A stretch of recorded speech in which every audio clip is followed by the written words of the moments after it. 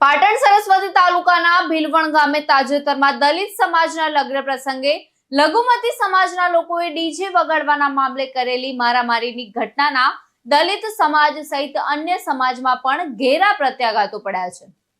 ત્યારે દલિત સમાજના રાજકીય આગેવાનો પણ આ ઘટનાને ગંભીર ગણી લઘુમતી સમાજના આવા માથાભારે તત્વો સામે કડક કાર્યવાહી કરવામાં આવે તેવી માંગ કરી રહ્યા છે। મંગળવારના રોજ પૂર્વ પેનલ સ્પીકર લોકસભા પૂર્વ ચેરમેન અનુસૂચિત જાતિ અને અનુસૂચિત જનજાતિ સંસદીય કલ્યાણ સમિતિના ડોક્ટર કિરીટભાઈ પ્રેમજીભાઈ સોલંકીએ તેમજ પૂર્વ સદસ્ય રાષ્ટ્રીય અનુસૂચિત જાતિ આયોગના રાજુભાઈ પરમારે પાટણ જિલ્લા પોલીસ અધિક્ષક સાથે ભીલવણ ગામ ખાતે દલિત ઉપર થયેલી અત્યાચારની ઘટના સંદર્ભે સર્કિટ હાઉસમાં બેઠક યોજી હતી। ત્યારબાદ તેઓએ અસરગ્રસ્ત પરિવારોની રૂબરૂ મુલાકાત લીધી હતી। આ મુલાકાત દરમિયાન તેઓએ દલિત પરિવારને સંપૂર્ણપણે ન્યાય મળે અને દલિતો સાથે કરાયેલ અમાનવીય વ્યવહાર અને વર્તન બદલ જે પણ કસૂરવાર છે તે તમામ લઘુમતી સમાજના તત્વો સામે કડક અને કાયદેસરની કાર્યવાહી કરવા જણાવી ઘટનાને સખત શબ્દોમાં વખોડી દલિત સમાજના લોકોને હિંમત પૂરી પાડી સાંત્વના આપી હતી। દલિત સમાજના રાજકીય આગેવાનોની ગામે દલિત પરિવારને મુલાકાત દરમિયાન પાટણ નગરપાલિકાના કોર્પોરેટર રાજેન્દ્ર હિરવાણિયા, અરુણભાઈ સાધુ, પ્રવીણભાઈ વકીલ સહિત દલિત સમાજના આગેવાનો અને કાર્યકરો મોટી સંખ્યામાં ઉપસ્થિત રહ્યા હતા। કેટલાક દિવસ પહેલા ત્યાંના દલિતોના ઘરમાં એક લગ્ન પ્રસંગ હતો અને એ લગ્ન પ્રસંગે તેઓ માતાજીના મંદિરને આગળ મંડપ કરીને ગીતો ગાતા હતા, ડીજે વગાડતા હતા। ત્યારે ભીલવણ ગામમાં જે સંખ્યાની દ્રષ્ટિએ જોઈએ તો વિધર્મી લોકોનું બાહુલ્ય છે, મોટાભાગના વિધર્મી લોકો છે ને એ લોકોએ આવીને એ લોકોને ખૂબ જ અપમાનજનક શબ્દોમાં દલિતો માટે જે વપરાય છે શબ્દોમાં તમે કેવી રીતે વગાડી શકો, તમારે લગ્ન પણ અહીં ના કરાય, તમે આમ કરો ને એમની ઉપર હાથાપાઈ કરવાનું ચાલુ કર્યું, એમને મારવાના ચાલુ કર્યા।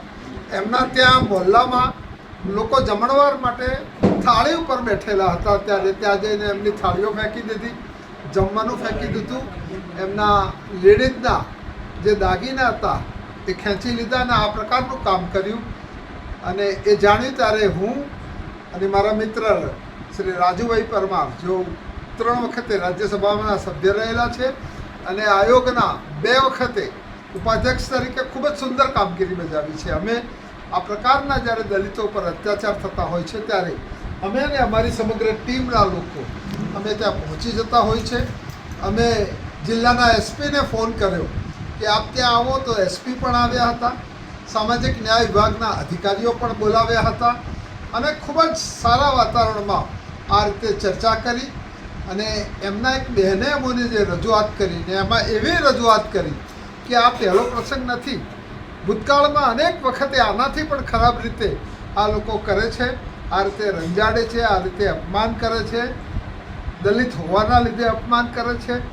એ ગામમાં બધી જગ્યાએ રોડ અને લાઇટ છે, પરંતુ દલિત વિસ્તારમાં નથી રોડ કે નથી લાઇટ।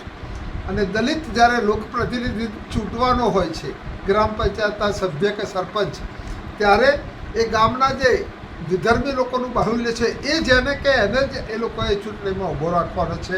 ને હમણાં એ પણ જાણ્યું કે ગામની સ્કૂલમાં ભારતનું રાષ્ટ્રગીત પણ ગાઈ શકાતું નથી। આ પ્રકારનો એક પ્રકારનો છે। ત્યારે અમે ત્યાં ગયા અને અમે સ્પષ્ટ સૂચના આપી 14 જણા, હું જિલ્લાના પોલીસ તંત્રને હૃદયથી અભિનંદન આપું છું કે 14 લોકો વિરુદ્ધમાં ફરિયાદ દાખલ કરી છે, એમાંથી 9 લોકોને એરેસ્ટ કરવામાં આવ્યા છે, એમાં મહિલાઓ પણ છે જે હુમલો કરવામાં, અને એ લોકોનું ગઈકાલે જે આખું એનું જે એક પ્રકારનું રિસ્ટ્રક્ચરિંગ ઓફ ગુનો કરે એને આપણે એક પ્રકારનું પેલું કહેતા હોય છે એનો પણ કર્યો છે। અને પોલીસ તંત્રને અમે સ્પષ્ટ શબ્દોમાં કહ્યું છે કે આમાં કોઈ પણ સંજોગોમાં જે આ દલિતો પરના અત્યાચાર થાય છે એના ઉપર કડકમાં કડક પગલાં લેવાના છે ભવિષ્યમાં, જેથી કરીને આ પ્રકારનો ગુનો આ ગામમાં તો ના બને પણ બીજા ગામોમાં પણ મેસેજ જાય કે આ રીતે દલિતોના અપમાન, એટ્રોસિટી કરી શકાશે। ધર્મેન્દ્રસિંહ દરબાર સાથે ચક્રવાત ન્યૂઝ, પાટણ।